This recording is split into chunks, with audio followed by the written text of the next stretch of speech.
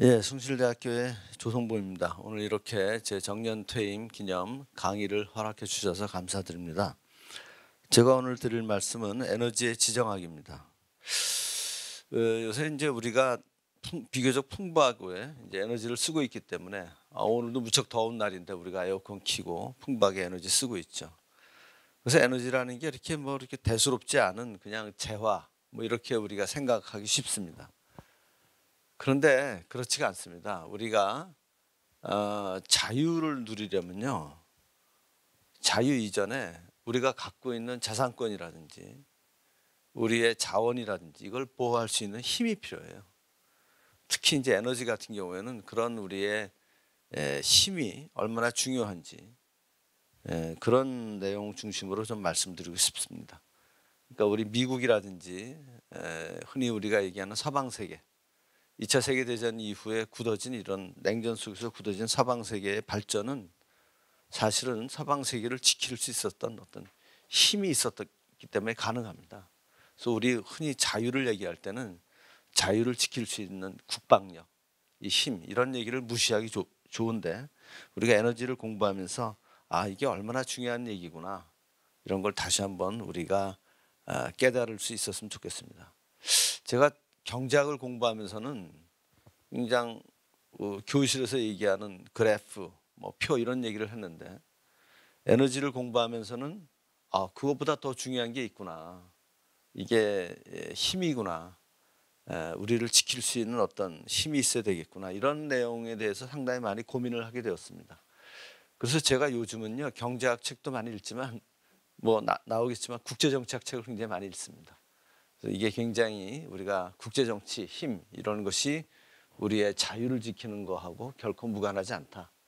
이런 취지로 오늘 좀 말씀을 좀 드리도록 하겠습니다. 그래서 에너지와 국제정치 얘기를 말씀을 드리겠는데요. 20세기 또 21세기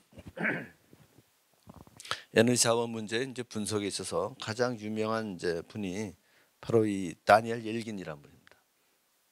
이분이 쓴 The Price라는 책이 있어요. 예. 제일 중요한 책이 여기 지금 빠져 있네. 예, 더 프라이스라는 책이 있는데 이 책이 1990년에 써졌습니다. 그리고 이 책이 그 퓰리처상을 받았습니다.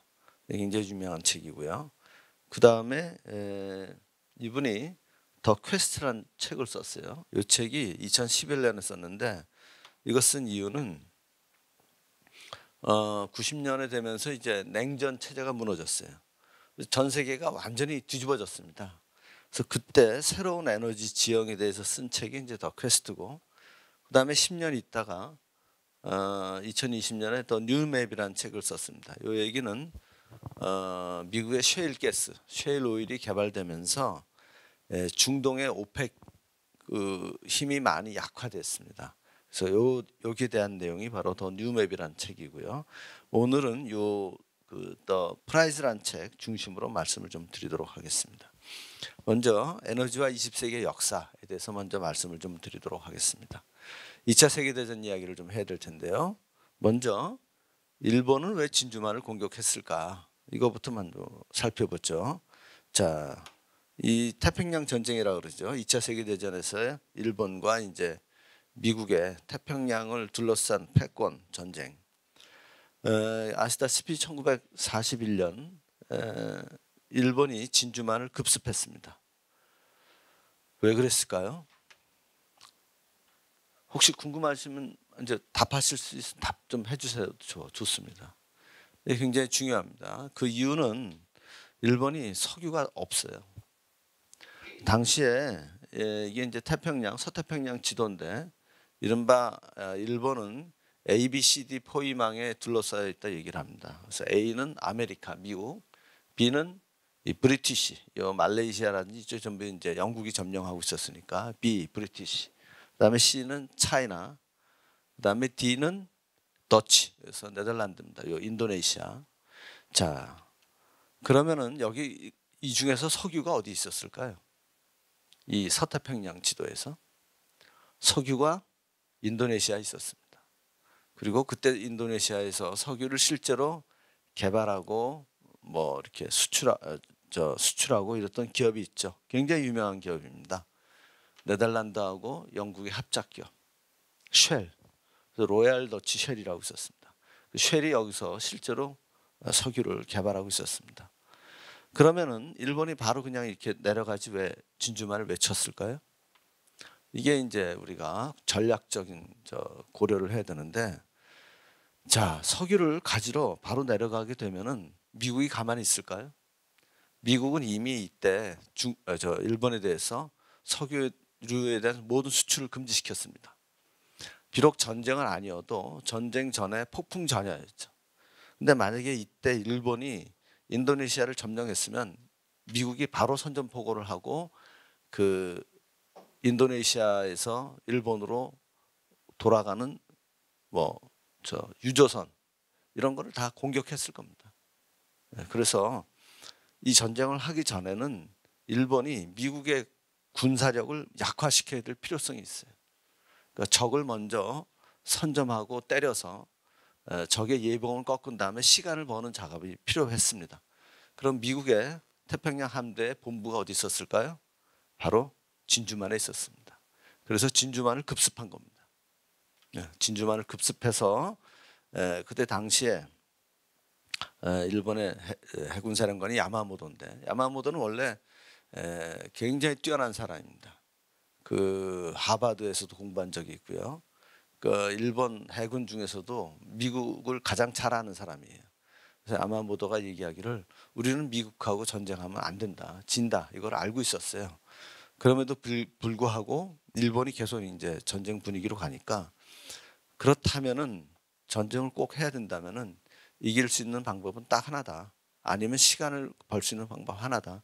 진주만을 급습해서 여기에 미국의 주력을 부셔야 된다. 그래서 진주만을 12월에 급습했습니다. 그래서 진주만에 있는 그 비행장, 그다음에 구축함, 뭐 이런 미국의 주요 전함 이거를 다 이제 부쉈죠. 그런데 안타깝게도 미국의 일본 입장에서는 주력을 부수지 못한 게 몇 개가 있었습니다. 그 중에 하나가 항공모함입니다. 항공모함 2대가 있었는데 2대가 외항에서 훈련 중이었어요. 발견할 수가 없었어요. 지금처럼 당시는 위성 사진이라든지 이런 게 없었습니다. 그냥 비행기가 날아다니면서 확인하는 정도가 대부분이었는데 확인할 수가 없었어요. 그래서 항공모함이 없었고요. 그다음에 전략적으로 놓친 게 뭐냐면은 진주만에 있는 미군의 그 기름 탱크들, 이거를 부셨어야 돼요. 이거를 다 불태웠어야 되는데 기름 탱크들을 살려뒀습니다. 기름 탱크들이 몇 달 동안 쓸 수 있는 연료거든요. 그래서 이거를 놓치는 바람에 이제 어찌됐든 굉장히 나중에 후환이 오게 되죠. 물론 일단 진주만을 급습한 다음에 미국이 상당히 많은 전력이 손실된 다음에 일본은 바로 동시에 동남아시아 이쪽을 전역을 점령합니다. 그래서 여기에 가서 석유를 캐서 전쟁에 이제 활용하죠. 이렇게 될 수밖에 없었던 이유는 2차 세계 대전이 다른 때하고 달리 기계화된 전쟁입니다. 전쟁을 수행하기 위해서는 트럭, 잠수함, 구축함, 비행기, 탱크 이와 같은 모든 그런 기계화된 그 장비가 필요한데, 이 모든 것이 공통적으로 필요한 게 뭐죠? 석유입니다. 석유가 없어서는 불가능한 전쟁이었기 때문에 바로 이 석유를 확보하기 위해서 벌린 전쟁이 태평양 전쟁이고, 그래서 진주만을 급습했다. 이런 말씀을 드릴 수 있겠습니다. 자, 두 번째, 히틀러는 독소 불가침 조약이라는 동부전선의 안전판을 깨뜨리면서까지 왜 소련을 침공해야 했을까? 자, 이거는 이제 유럽 지도입니다. 자, 여러분 1차 세계대전 기억하시죠? 1차 세계대전에서는 독일이 전선을 양쪽에 가지고 왔습니다. 서부전선, 즉 서유럽하고, 그다음에 동부전선, 러시아하고. 이 러시아하고 이제 동부전선에서 전쟁을 하는 사이에 러시아 안에서 급변 사태가 일어났죠. 그게 바로 볼셰비키 혁명입니다. 1917년에 볼셰비키 혁명이 나서 이제 급변 사태가 일어났는데, 어찌됐든 독일이 양쪽에서 전쟁을 하는 바람에 굉장히 힘들었어요. 그래서 이 서부전선에서 이제 큰 참호전이 있었고요. 이 비참한 내용이 잘 나타난 이제 소설이 라마르크의 서부전선 이상 없다라는 소설에 잘 나타나죠. 어찌됐든 이 경험을 독일군 장교들은 다 갖고 있습니다. 대표적으로 1차 세계대전 때 이미 장교로서 영웅 칭호를 받았던 롬멜 같은 사람은 이미 양쪽에서 전쟁을 하면 안 된다. 그래서 독일군 수뇌부들은 히틀러한테 전쟁을 양쪽에서 하면 안 된다라는 얘기를 급하게 했었습니다. 히틀러도 알고 있었어요. 그래서 먼저 폴란드를 쳐들어갑니다. 그래서 폴란드를 쳐들어가서 폴란드를 양분합니다. 동쪽하고 서쪽으로 양분하고 폴란드의 동쪽을 소련한테 줍니다. 서쪽은 자기네가 갖습니다. 그리고 나서 독소 불가침 조약을 맺습니다. 그러니까 히틀러도 좋고 스탈린도 좋은 거예요. 폴란드를 양쪽으로 쪼개가지고 그 다음에 우리 서로 전쟁하지 말자.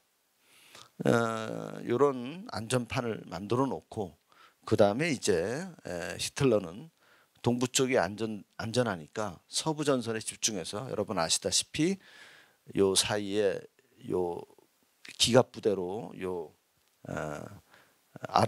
아르덴 고원을 이제 뚫고 들어와서 마지노선을 뺑 둘러싸서 포위를 한 다음에 프랑스를 다 점령하고 그 다음에 여기 이제 덩케르크 철수가 있었죠. 여기 어찌됐든 간에 서유럽을 단기간에 점령하는 성과를 거둡니다.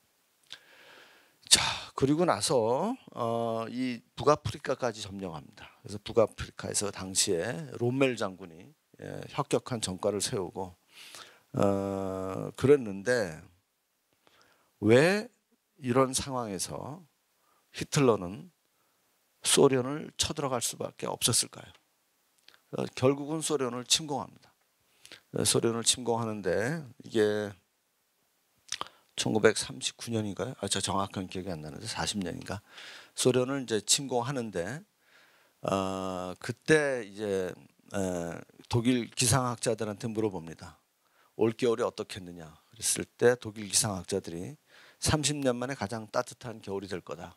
그래서 그해 6월에 진격을 시작해서 빠른 속도로 이 소련 땅을 쳐들어갑니다.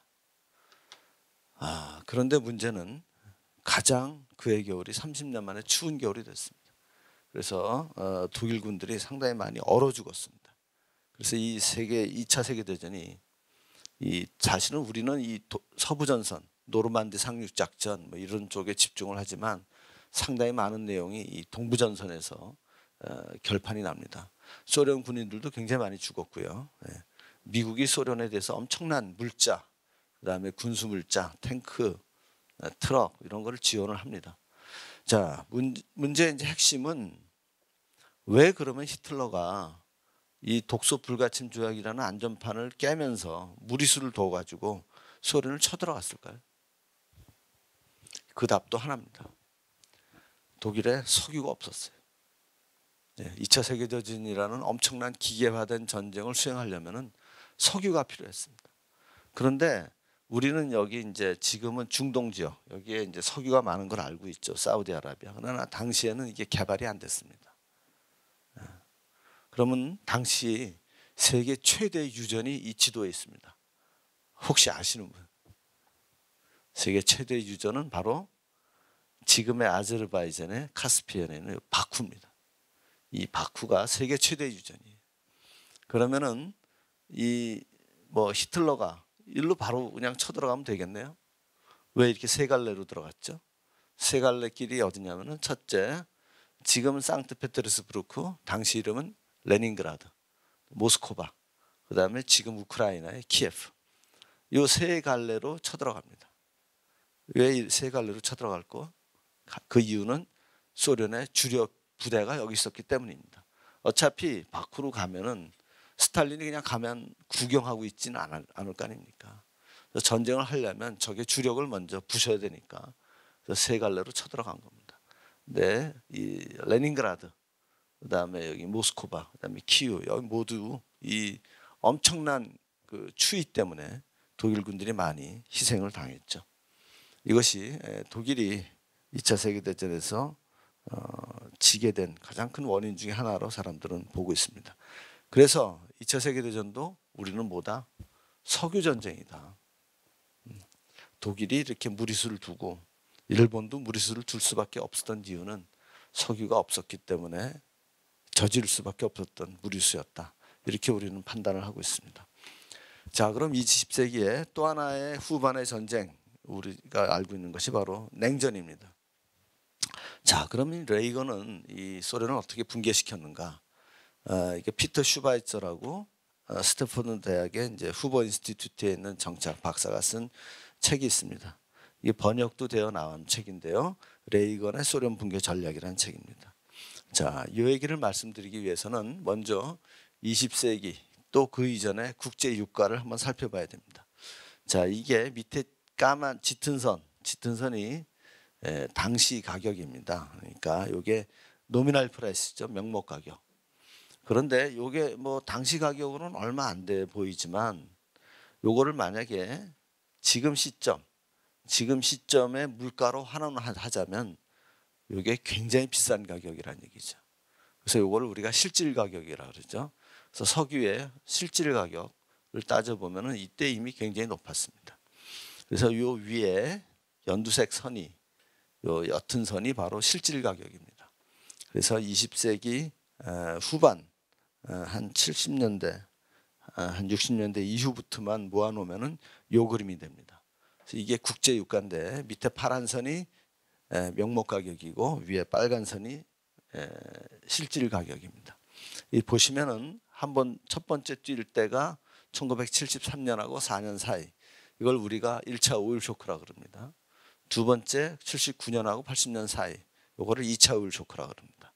그리고 나서 다시 86년의 후반부에 급격히 떨어집니다. 그리고 그때부터 한 20년간 저유가 시대가 옵니다. 이 저유가 시대 이후에 2004년부터 국제 유가가 급격히 오릅니다. 그러다가 한번 다시 툭 떨어지는데 그때가 언제냐면은 2008년, 2009년 이 뭐겠죠? 네. 국제 금융 위기죠. 그때 한번 떨어지고 그 다음에 금융 위기가 금방 이제 회복됩니다. 그래서 미국이 돈을 풀죠. 버냉키가. 그래서 다시 회복되면서 국제 유가가 다시 올라가고 그 다음에 다시 또 떨어집니다. 요 떨어지는 이유는 미국의 셰일 가스하고 셰일 오일, 엄청나게 개발된 셰일 오일 때문에 공급이 증가해서 가격이 떨어지고 그 다음에 이제 다시 또 올라갔다가 2020년에 툭 떨어지죠. 이거는 코로나 때문에 떨어집니다. 그래서 코로나 이후에 다시 회복되면서 국제유가가 다시 올라가는 이런 추세를 보입니다. 자, 그럼 1차 오일 쇼크는 어떻게 발생했느냐? 이거는 이스라엘 중동 전쟁하고 관련이 되어 있습니다. 제4차 중동 전쟁, 다른 말로 욤키푸르 전쟁이라 그러는데요. 1973년 10월에 이집트하고 시리아가 이스라엘을 협공합니다. 양쪽에서 같은 날 동시에 협공합니다.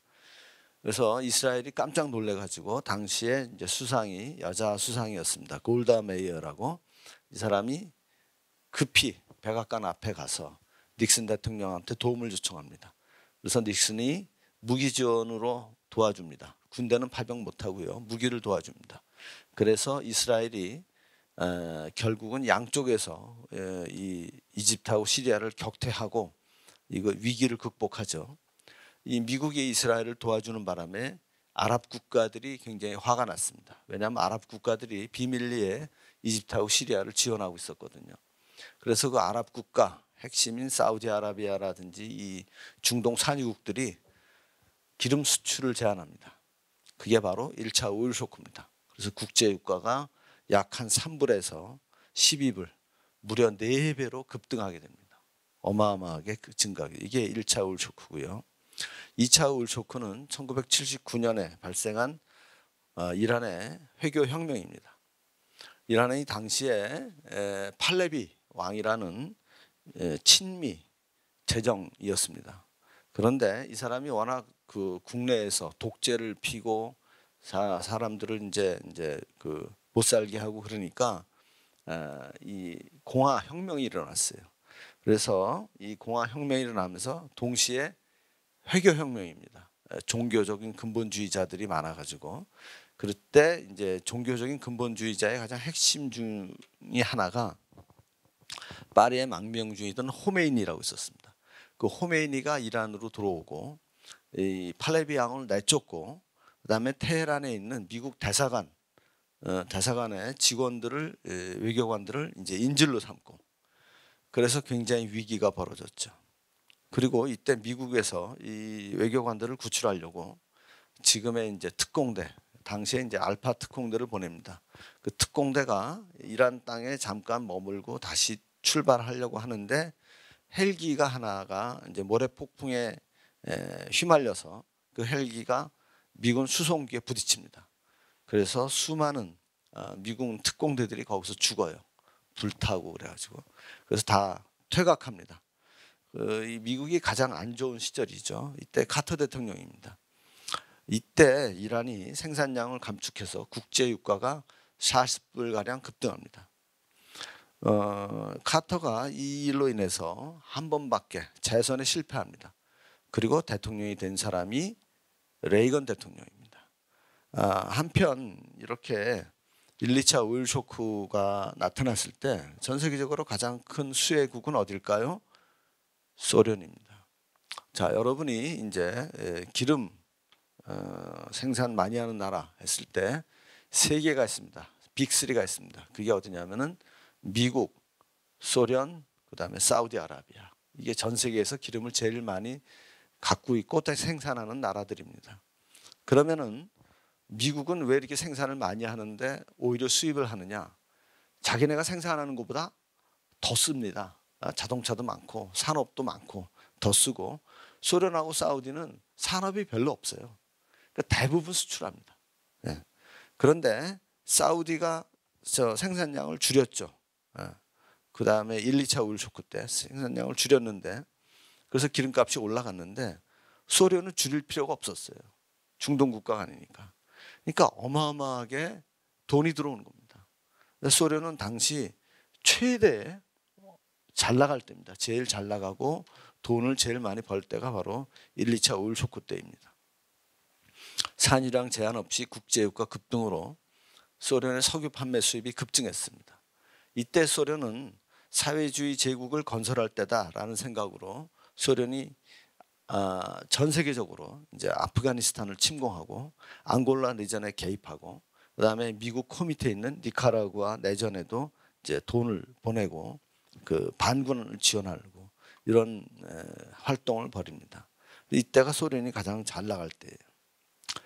자, 이때 대통령이 된 사람이 바로 레이건입니다. 이 레이건은 대통령이 됐을 때 굉장히 위기 상황이에요. 기름값은 최대고 미국이 굉장히 위기고 소련이 잘 나가고 그래서 이 사람이 그때 이제 CIA 국장을 K씨를 이제 앉혔는데 K씨라는 사람은 옛날에 CIA에 있다가 비즈니스도 하던 사람이에요. 이 두 사람이 분석을 한 결과 소련의 힘은 어디서 온다? 기름값에서 온다는 걸 발견했어요. 그래서 결국은 어떻게 됐느냐? 기름값을 떨어뜨리는 것이 중요하다라는 것을 깨달았습니다. 그럼 기름값을 떨어뜨릴 수 있는 가장 핵심적인 나라가 어디냐? 사우디아라비아다. 그래서 사우디아라비아에 접근을 합니다. 자, 사우디아라비아는요, 고민이 있었습니다. 이란하고 사우디아라비아는 굉장히 사이가 안 좋은 나라입니다. 왜 그럴까요? 같은 이슬람이지만 이란은 무슨 이슬람일까요? 시아파입니다. 자, 이게 이제 이슬람 국가의 이제 분포인데 이슬람 국가 중에서 시아파하고 순니파하고 분포입니다. 이슬람에서 시아파하고 순니파는요, 차라리 기독교도보다 더 싫어해요, 서로를. 그래서 많은 테러가 일어나는데 시아파하고 순니파 사이의 테러입니다. 상당 부분이. 여기 초록색이 주로 시아파가 많은 나라들이고 물론 100% 시아파는 아닙니다. 상당히 많은 분포가 많은 나라고요. 사우디아라비아는요, 시아파 분포가 적습니다. 사우디아라비아는 주로 순니파가 많죠. 순니파는 어떤 식으로 비유할 수 있냐면은 약간 좀 보수적이에요. 굉장히 약간 원리 원칙주의적이고요. 그래서 여자들 뒤집어 쓰는 그 부르카 같은 것도 순니파는 새까맣게 뒤집어 씁니다. 그래서 눈만 내놓습니다. 그게 순니파고 반면에 시아파는 그런 면에서는 약간 좀 개방적이에요. 그래서 머리 위에 살짝 이렇게 하나 뒤집어 쓰기만 하면 되죠. 그렇지만 굉장히 호전적인 나라가 이제 시합합니다. 여러분 여기 이란은요 전통적인 군사대국입니다. 옛날 이란을 부르는 이름이 뭐죠? 페르시아입니다. 예, 페르시아 전쟁 여러분 그리스하고 싸웠던 전 세계 그 중동의 어마어마한 제국을 만들었죠. 페르시아 제국. 인구가 9천만 명 정도 되고요. 그리고 혁명 이후에 혁명 수비대라는 것을 창설합니다. 요거는 배경이 좀 설명을 들으셔야 됩니다. 왜 그러냐? 당시 이란은요 팔레비 왕 때 친미 국가였어요. 그래서 모든 군부가 미국에서 다 훈련을 받았습니다.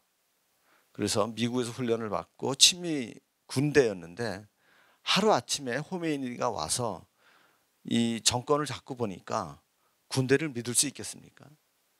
갑자기 반미 국가로 이렇게 변했는데 그래서 이 군대를 전부 다 이 반미 중심의 군대를 만들려고 하는데 기존 군대로는 안 되는 거예요.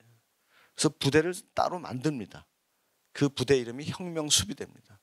그래서 혁명수비대는 굉장히 호전적이고 새로 만든 일종의 특수부대입니다.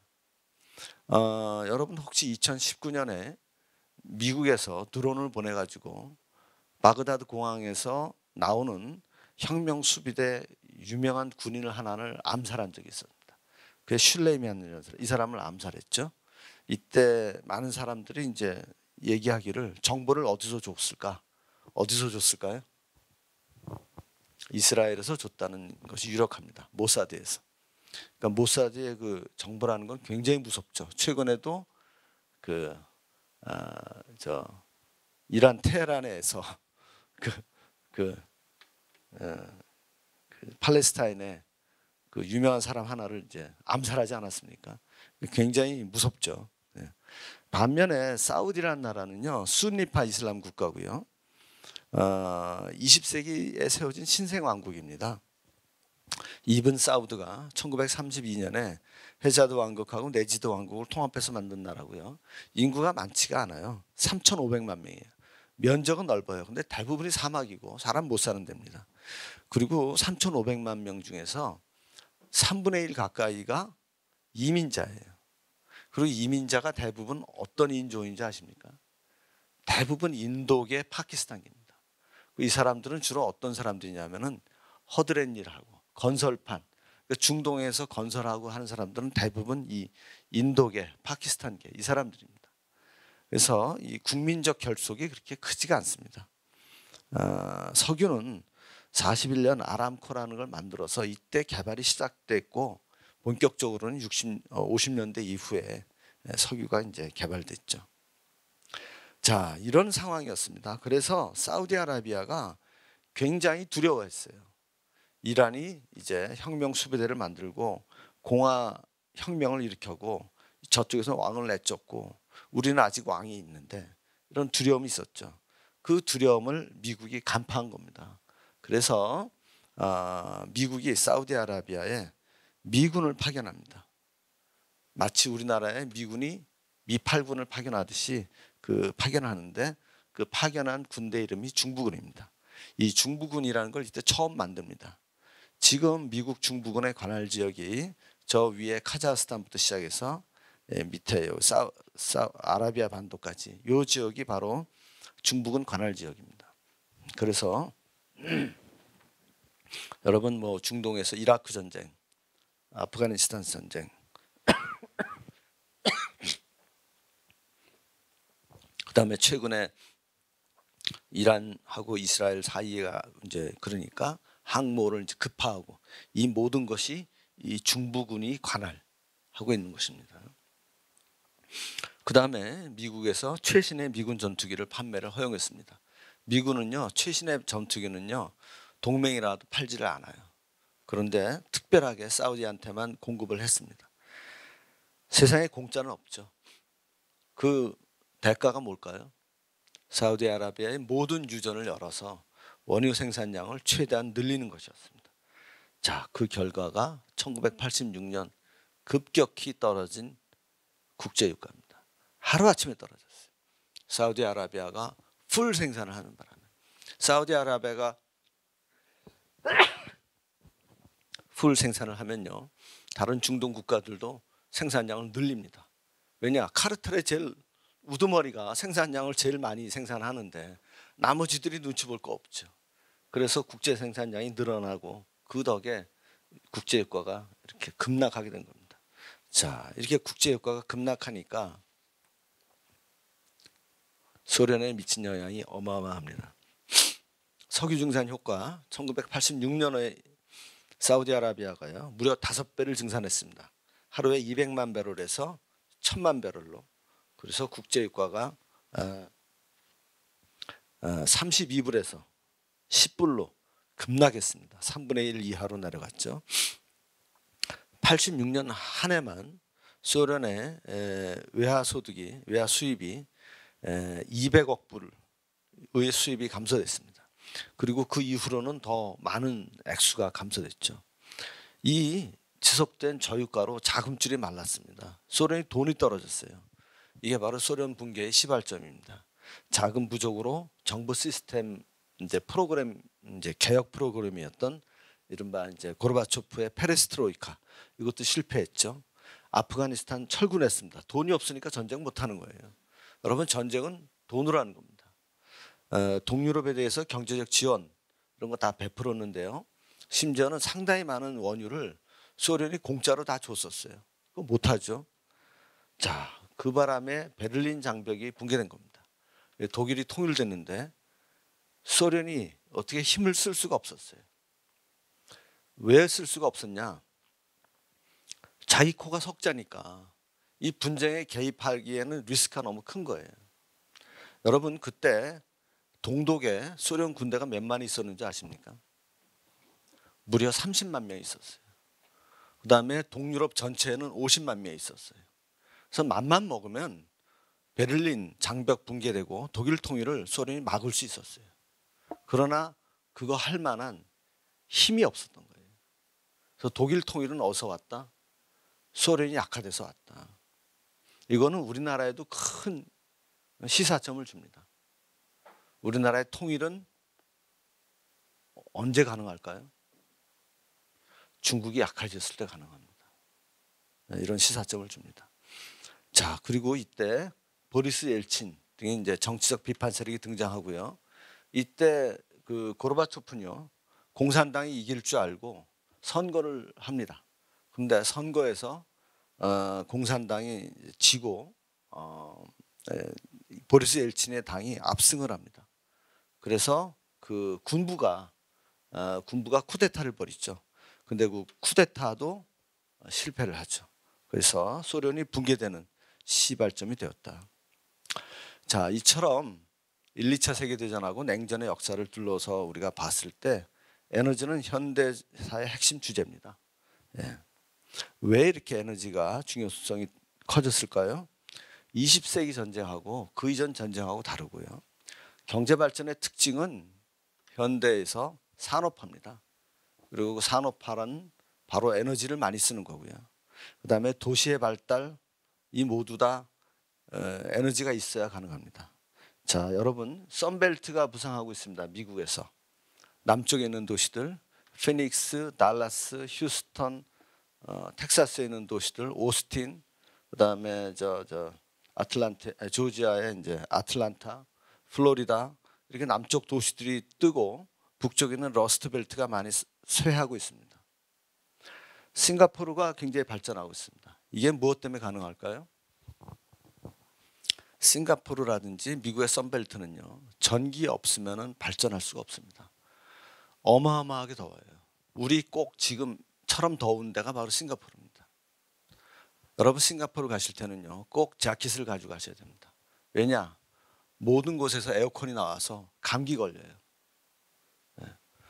굉장히 에어컨이 셉니다. 그러니까 꼭 가실 때는 자켓을 가지고 가셔야 됩니다.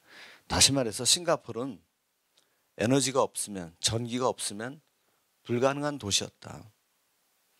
왜 전통시장은 쇠락하고 대형 유통점이 성장하는가?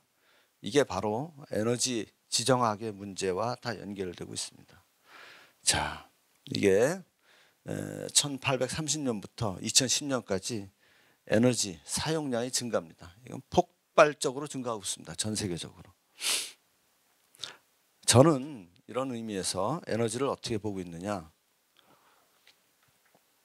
다른 분들은 에너지 탐사, 개발, 사용, 기술 이런 쪽에 많이 신경을 쓰고 있지만 저는 좀 다른 측면에 신경을 쓰는 사람입니다. 에너지는 딜리버리 비즈니스다. 왜 에너지를 딜리버리 비즈니스로 봐야 되느냐? 그건 바로 에너지 자원 문제의 지정학적 문제 때문에 그렇습니다. 에너지 자원이 다른 필수적 재화하고 다른 특성이 있습니다. 예를 들어서 식량하고 물하고 다릅니다. 식량하고 물은요, 처음부터 사람이 거기에 맞춰서 삽니다. 그러니까 사람은 주로 어디 살까요? 물 있는 데 삽니다. 물 없으면 못 살아요. 물 있는 데 살아요. 그리고 식량 있는 데 삽니다. 그런데 에너지는요, 전 세계적으로 특정한 곳에만 집중적으로 분포되어 있습니다. 그리고 사람이 잘 안 사는 데 있어요. 어디요? 사막 밑에, 얼음 밑에, 바다 밑에.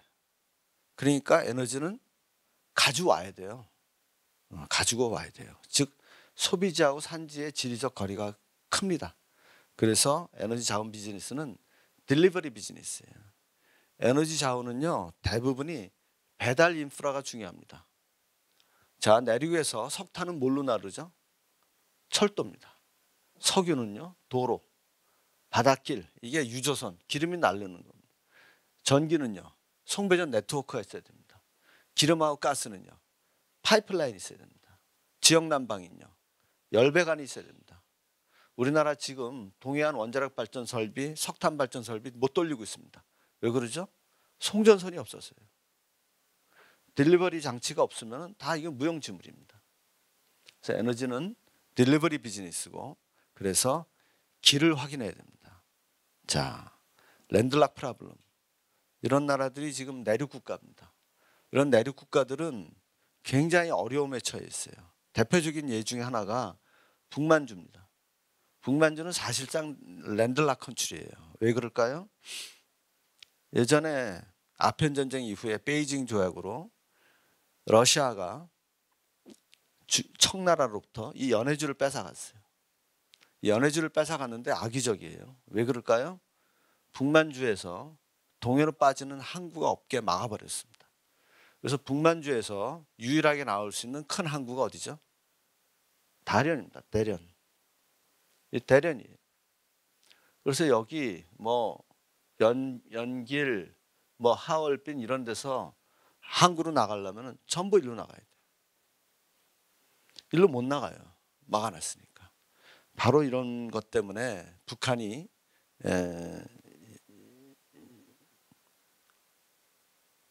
낮은 선봉 항 확보를 이제 하고 중국에 이제 이걸 이용하도록 하는 것이 다 그런 이유가 있는 것입니다.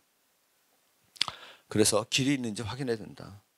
여러분, 세계에서 에너지 자원이 가장 많은 나라 중에 하나가 몽고입니다. 이 몽고. 그다음에 카자흐스탄입니다. 그러나 이 두 나라가 의미가 없어요. 왜 그럴까요? 이거를 싣고 나올 길이 없어요. 몽고가 석탄 부전량이 어마어마합니다. 그런데 이걸 어떻게 가져 나와요? 비행기로 가져 나와요? 그럼 코스트가 너무 들어요. 철도도 없어요. 그러니까 이런 랜드락 프로블럼이라는 게 굉장히 큰 심각한 문제를 우리가 있다는 걸 알고 있어야 되고요. 길이 없으면 길을 만들어야 돼요. 그래서 이 세계에서 선진국, 잘 사는 나라의 특징은 길을 만들었습니다. 미국은 철도를 19세기 중엽에 이제 만들었고요. 그리고 이것을 만든 가장 대표적인 그 인물이 링컨입니다. 링컨이 이 철도를 완성하는 법안에 사인을 했고요. 그래서 대륙간 철도가 가능해졌습니다. 자, 대륙간 철도가 없었을 때는요, 미국은 이 서부 지역, 동부 지역하고 서부 지역은 별개의 나라였어요. 갈 수가 없었습니다. 왜냐? 여기는 사막이에요. 여기는 산맥이 두 개가 있습니다. 럭키 산맥하고 시에라 네바다. 사람이 갈 수가 없어요. 그러면 물건을 보내면 어떻게 가야 되느냐? 여기서 이렇게 해서 파나마 운하를 해서 가면 되겠네요?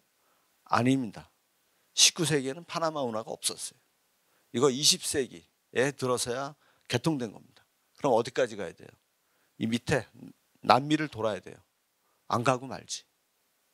사실은 두 나라였어요. 이게 대륙간 철도를 만들므로써 미국이 진정 한 나라가 되었고요. 그리고 이 레일 네트워크를 통해서 석탄이 곳곳에 배달됨으로 인해서 19세기에 미국이 대산업 국가로 떠오르게 됐습니다. 그래서 록펠러, 철강, 화학, 주봉, 자동차 이런 모든 미국의 산업이 등장한 가장 첫 번째 이유는 이 철도 네트워크가 있었기 때문에 가능했고요. 그 다음에 미국의 하이웨이 시스템은 1950년대에 아이젠하워부터 만들었습니다.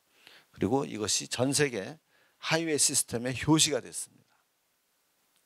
그리고 인터스테이트 파이프라인, 이 전 미국을 전역을 이게 통과하는 이게 가스 파이프라인입니다. 주로 텍사스하고 오클라호마에 많고요. 이 산지가 가스전이. 그다음에 저 위에 알래스카에서도 내려온 가스전이 많습니다. 그래서 이 미국 주요 도시를 다 관통하고 있습니다. 요거는 유럽의 오일하고 가스 파이프라인입니다. 그리고 우리나라도 마찬가지입니다. 우리나라도 사실은 일본이 강점기에 우리나라를 뭐 위에서 발전시키려고 철도 놓은 건 아니죠. 우리나라 석탄 전쟁에 많이 활용하려고 철도를 놨는데 그 놓은 곳 중에 하나가 중앙선입니다. 사실은 중앙선은 굉장히 험난한 철도선입니다. 그럼에도 왜 중앙선을 놨을까요? 이 중앙선에 굉장히 유명한 석탄 산지가 있었습니다. 대표적으로 영월, 그다음에 그 단양 이런 지역을 통과하는 것이 중앙선입니다. 그다음에 이제 박정희 대통령이 고속도로를 만들었는데 고속도로는 무슨 길이었을까요? 기름길이었습니다. 기름길. 자, 인천에 먼저 났습니다. 왜 인천에 났을까요? 인천에 넣은 이유는 울산에 정유 공장을 만들어서 기름이 이 인천까지는 이 연안 해운으로 인천까지는 옵니다. 문제는 인천에서 서울까지 가져올 길이 없는 거예요. 그래서 경인고속도로를 뚫었고요. 그다음에 경부고속도로를 또 만들었죠. 경부고속도로 잘 보시면 대구에서 부산까지 직선으로 안 나갑니다. 구부러져 있습니다. 왜 그럴까요? 요 울산에서 정유공장에서 기름이 가져가도록. 가장 재미있는 게 호남고속도로입니다. 여러분, 호남고속도로 그러면 우리가 상징적으로 어디가 종점이어야 되죠? 호남의 상징은 목포잖아요. 근데 여기가 종점이 어디입니까? 호남고속도로? 이게 여천입니다. 왜 여천으로 떨어졌을까요? 당시 여천공업단지, 석유화학단지, 지금 GS 칼텍스, 거기에 정유회사가 있었기 때문에 일로 떨어질 수밖에 없었습니다. 그러니까 박정희 대통령이 호남 가서 뭐 목포 가서 놀고 뭐 관광하라고 고속도로 만든 거 아닙니다. 이거 다 기름길입니다. 산업을 위해서 만든 길입니다. 오일 파이프라인, 이거는 이제 미군이 전쟁 때 만들어 놓은 거를 우리가 좀 개편한 건데요. 사실은 우리나라에서 송유관은 큰 의미가 없습니다. 왜냐하면 송유관 점유율이 40% 정도도 안 됩니다. 대부분 어디로 다니냐면은 이 연안으로 다닙니다. 이 바닷길로. 훨씬 더 효율적이기 때문에. 그 다음에 전기, 이게 다 딜리버리죠. 그 다음에 천연가스. 그래서 우리나라가 이 딜리버리 인프라가 아주 잘 이루어져 있습니다. 그 다음에 기름도, 전 세계 기름도 그냥 다니는 게 아닙니다. 이게 다 시레인이라고 있습니다. 이게 바닷길이라고 있습니다. 그리고 여기에 이제 위험 요인이 있는 거죠. 옐긴의 책을 보면은 전 세계 이 바닷길에 위험 요인이 있습니다. 대표적으로 여기 덴마크 반도, 데니시 스트레이트라고 그러죠. 여러분, 러시아가 해군이 약합니다. 해군이 약할 수밖에 없는 이유는 이 지정학적으로 굉장히 약할 수밖에 없어요. 여러분, 러시아의 가장 큰 도시 중에 하나가 상트페테르스부르크, 여기 있는 건데, 그래서 이 발틱 함대가 러시아의 주력 함대입니다. 이 발틱 함대가 지정학적으로 약할 수밖에 없는 게 나오는 길이 막혀 있어요. 맘만 먹으면 요거만 봉쇄하면 못 나옵니다. 또 하나, 러시아의 중요한 바다가 어디죠? 흑해입니다. 흑해. 흑해는요 나오는 길이 막혀 있어요. 자, 그거 좀 이따 보겠습니다. 그래서 요 데니스 스트레이트 이게 굉장히 이제 절묘한 초크 포인트고요. 그 다음에 흑해는 터키가 두 군데로 막아놓고 있습니다. 이스탄불에 있는 여기 보스포러스 해협, 그 다음에 그 밑에 다르달레스 해협. 여기를 통과해서 나오려면은 지중해로 나올 수 있는데 굉장히 쉽지 않죠. 그래서 미국의 중동 전략의 핵심은 어느 국가에 맞춰져 있을까요? 터키입니다. 왜 그럴까요? 터키가 소련의 남하를 막아주는 가장 중요한 지정학적 역할을 하고 있기 때문입니다. 인도양에서는 세 군데죠. 자, 여기 수에즈 운하. 그 다음에 여기가 유명한 밥 엘 만데부 해협입니다. 여기 이 도시는 여러분 기억하실 거예요. 이 도시 이름이 아덴입니다. 그리고 여기 이름을 뭐라 하냐면 아덴만이라 합니다. 우리 옛날에 청해부대가 활약했던 곳이 지금도 해적들, 소말리아 해적들을 많이 격퇴하는 곳이 바로 이 아덴만이고요. 그 다음에 또 하나가 호르무즈 해협입니다. 이란이 걸핏하면 봉쇄하겠다 그런 곳이 바로 이 호르무즈 해협입니다. 세계의 중동 석유의 대부분이 이 페르시아만에서 납니다. 그래서 사우디아라비아, 여기 쿠웨이트, 이라크, UAE 여기서 나오는 기름, 또 이란에서 나오는 기름이 이 호르무즈 해협을 통과합니다. 그 다음에 기름뿐만이 아니라 요 반도 있죠. 요 반도 이름이 어느 나라인지 아세요 혹시? 요 반도가 바로 카타르입니다. 카타르고 여기서 천연가스가 엄청나게 납니다. 우리나라에서 수입하는 천연가스의 상당 부분이 카타르에서 가져옵니다. 이 역시 호르무즈 해협을 통과해야 됩니다. 굉장히 지정학적으로 쉽지 않죠. 그 다음에 이 인도양을 통과한 다음에 이 말라카 해협을 통과해야 됩니다. 길고 좁은 지역이고요. 해적 출몰이 많습니다. 그 다음에 여러분 잘 아시는 파나마 운하 이런 곳이 이제 전 세계적으로 초크 포인트입니다. 그리고 이 전 세계 바다를 누가 사실상 컨트롤하고 있죠? 미국이 컨트롤하고 있습니다. 항공모함이 11대. 맘만 먹으면 뭐 몇 개도 더 만들 수도 있고요. 그래서 미국이 전 세계 해군을 통해서 전 세계를 컨트롤하고 있습니다. 자, 그 다음에 또 하나는 길을 여러 개 확보해야 됩니다. 1911년 영국의 첫 해군상, 이 당시 처칠이었습니다. 이 젊은 장관이 영국의 배를 석탄배에서 석유배로 바꿉니다. 석유배로 바꾸니까 기동력이 현저하게 늘어납니다. 왜냐? 석탄은 선적하고 그 다음에 재를 이게 하적하고 하는데 굉장히 많은 시간이 걸립니다. 그런데 또 석탄을 달리는 도중에 보일러까지 나르려면은 이 해군들이 그야말로 삽질을 하면서 다 보일러까지 옮겨야 돼요. 그런데 석유의 경우는 파이프라인 하나만 꽂으면 모든 것이 다 해결합니다. 그래서 석유배로 다 바꿉니다. 그리고 이때 처칠이 석유배로 바꾸는데 이때 결국 1차 세계대전 그리고 나중에 2차 세계대전까지 영국이 해전에서 우위를 점할 수 있는 큰 이유가 되고 있습니다. 이때 영국 의회에서 해군상이었던 처칠한테 질문을 합니다. 석탄은 영국에서 조달 가능한 반면에 석유는 이란에서 조달했어야 된다 당시에. 그러면 공급이 좀 위험하지 않느냐라고 문제를 제기하니까 처칠이 공감을 표하면서 한 이 문장이 공급 다변화의 아주 역사적으로 유명한 말이 됩니다. On no one quality, on no one process, on no one country, on no one route, and on no one field must we be dependent. Safety and certainty in oil lie in variety and variety alone. 굉장히 유명한 문장이에요. 여러분 처칠이 나중에 노벨상을 받습니다. 혹시 노벨 무슨 상을 받는지 아십니까? 평화상이 아닙니다. 문학상을 받습니다. 자서전으로. 처칠은요 영어가 너무너무 멋있어요. 그리고 이 문장은 그 사람의 영어가 얼마나 멋있는지를 알려주고 있습니다. 이 도치되어 있죠. 버라이어티하고 언론이라는 거는 반대 의문인데 같이 붙였죠. 이게 시적 표현입니다. 그래서 이 문장은 굉장히 많이 쓰여지는 겁니다. 자, 이렇게 분산해야 된다. 이게 에너지에 있어서는 굉장히 중요한 원칙입니다. 그리고 실제로 그렇게 한 나라가 있습니다. 아까 제가 말씀드린 도시가 바쿠입니다. 세계 최대 유전.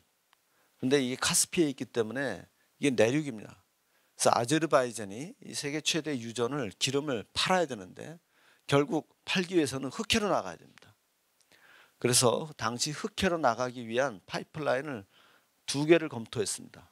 하나는 요 코카서스 산맥을 통해서 조지아로 나가는 거, 또 하나는 러시아를 통해서 이 노브로시스크로 빠지는 거.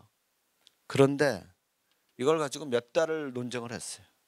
몇 달 논쟁을 했는데 결론은 뭐냐? 두 개 다 건설하는 겁니다. 그래서 두 개 다 건설했어요. 왜 그럴까요? 위험을 분산하는 겁니다. 최근에 하나 더 졌어요. 그래서 아예 바로 터키를 통해서 아예 지중해로 뽑아버렸어요. 그래서 세 개가 있습니다. 이만큼 위험을 분산하는 것이 중요하다. 중국도 여기에 대해서 위험을 느끼고 있습니다. 에너지의 대부분이 이 남중국해를 통해서 들어옵니다. 그래서 중국은 이걸 우회하기 위해서 러시아, 카자흐스탄, 그다음에 투르크메니스탄, 그다음에 미얀마를 통해서 직접 여기서 송유관을 만들고, 요거 빼놓고는 좀 다 됐습니다. 요거는 지금 어렵습니다. 왜냐하면 여기 히말라야 산맥이 있고, 여기 또 파키스탄하고 아프가니스탄 접경지대에 뭐가 있냐면 탈레반이 있기 때문에 아직 요거는 완성되지 못하고 나머지는 다 완성됐습니다. 이게 다 그 내용이고요. 북극해 항로를 또 중국이 열심히 하는 것 이유도, 왜냐하면 지금 기후 변화로 여름철에는 요 빙하가 많이 녹아요. 그래서 이렇게 통과하고 있습니다. 1대1로를 중국이 하는 이유 중에 하나도 바로 이 우회하기 위한 전략입니다. 21세기 정치를 이해하는 것도 바로 길목을 정치기 위한 국제 정치로 봐야 됩니다. 지금 남중국해에 중국이 구단선을 지어서 이렇게 막 위협을 하고 있지 않습니까? 바로 그것도 에너지 통로를 확보하기 위한 중국의 몸부림이다. 이렇게 우리가 봐야 될 겁니다. 자, 제 강의를 이제 마치기 전에 큰 흐름만 말씀을 드리도록 하겠습니다. 이제 냉전이 시작됐을 때 미국이 소련을 어떻게 이해해야 되는지 몰랐을 때, 당시 미국의 모스크바 대사관에 있었던 조지 캐난이라는 사람이 사실은 봉쇄 전략이라는 것을 이제 설계했습니다. 이 봉쇄 전략은 러시아의 남하를 저지하기 위해서 만든 전략입니다. 그래서 그 지도적으로 보자면은 브레진스키가 얘기하는 봉쇄 전략의 특징은 유럽 전선, 처칠이 얘기하는 철의 장막이죠. 그 다음에 아시아 전선, 우리나라, 베트남 여기, 그 다음에 중국을 막는 거죠. 그 다음에 실제로 소련이 뚫고 들어왔던 중앙아시아, 아프가니스탄이죠. 요 봉쇄 전략을 제시했던 것입니다. 이 봉쇄 전략을 통해서 사실은 러시아를 붕괴시킨 거죠. 그런데 요 동일한 전략을 지금 미국은 어떻게 쓰고 있을까요? 인도 파시픽 스트래티지란 이름으로 중국을 지금 뺑 둘러싸고 있습니다. 중국을 뺑 둘러싸고 있습니다. 이것이 바로 미국이 현대판 중국 봉쇄 전략입니다. 그리고 이것은 현재 우크라이나 러시아 전쟁을 통해서도 우리한테 주는 시사점이 큽니다. 우크라이나 러시아 전쟁으로 에너지와 곡물 가격이 많이 컸고, 자, 요거는 어떤 의미를 갖냐면요. 자, 지금 유럽이, 특히 독일이 러시아에서 오는 파이프라인 가스에 너무 많이 의존했어요. 그러다 보니까 몇십 년 동안 싼 에너지를 독일이 많이 향유했습니다. 그러나 결정적인 함정이 뭐였죠? 결정적인 순간에 소련이 그걸 무기화할 수 있었다는 것을 잊어버린 겁니다. 그래서 최근에 독일 경제가 많이 힘듭니다. 왜 그럴까요? 에너지 가격이 많이 올라서 그렇죠. 지금 유럽도 LNG를 많이 쓰고 있습니다.